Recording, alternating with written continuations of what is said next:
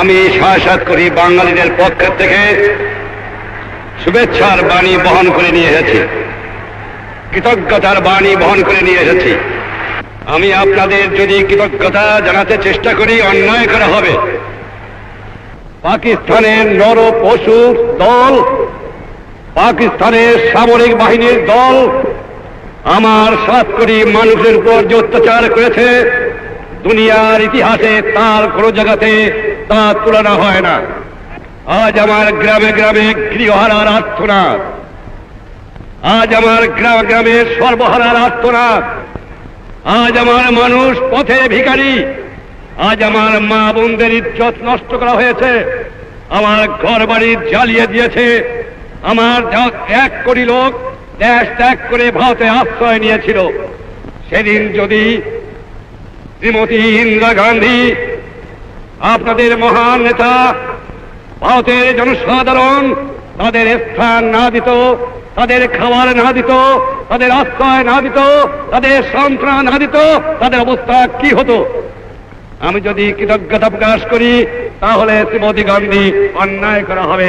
আমি আপনাকে শ্রদ্ধা জানাতে পারি, এর বেশি জানাতে পারি না। আপনাদের এই দান কোনোদিন আমরা শোধ করতে পারবো না। স্বাধীনতা পেয়েছি বড় রক্তের বিনিময়ে পেয়েছি। এত রক্ত কোন জাত, কোন দেশে কোন দিন দেয় নাই যা আমার বাংলাদেশের মানুষ দিয়েছে। আমার লোকেরা জাতি ধর্ম নির্বিশেষে বৃদ্ধ থেকে বালক পর্যন্ত সকলেই সংগ্রাম করেছে।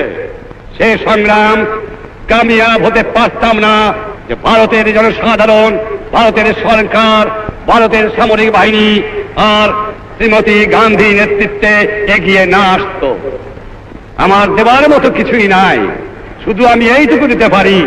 নিঃস্ব আমি, রিক্ত আমি, দেবার কিছু নাই, আছে শুধু ভালোবাসা, দিলাম শুধু তাই।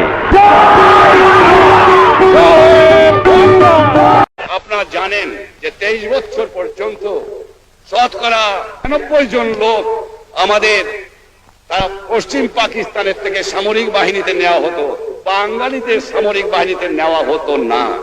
কারণ বাঙালির হাতে অস্ত্র পাইলে তারা তাদের উপায় ছিল না, তাই বাঙালিকে অস্ত্র দেওয়া নিষেধ ছিল।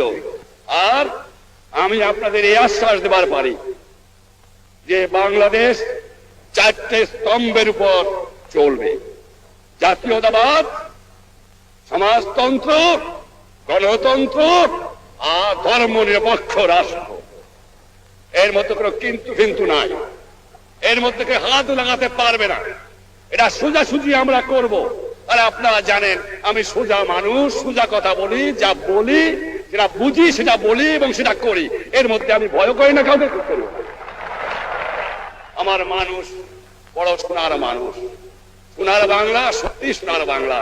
তাই আমরা আমাদের জাতীয় সংগীত করেছি, সোনার বাংলা তোমায় বড় ভালোবাসি। তাই আমি আপনাদের সকলকে আবার আন্তরিক ধন্যবাদ জানিয়ে বিদায়ের বাসনা বলে যাই, আমাদের বন্ধুত্ব অটুট এবং অক্ষয় থাকবে।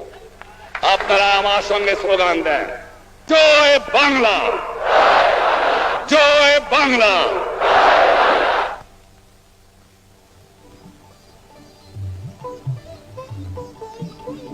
জনসভা শেষে উভয় প্রধানমন্ত্রী ব্রিগেড প্যারেড গ্রাউন্ড ত্যাগ করলেন।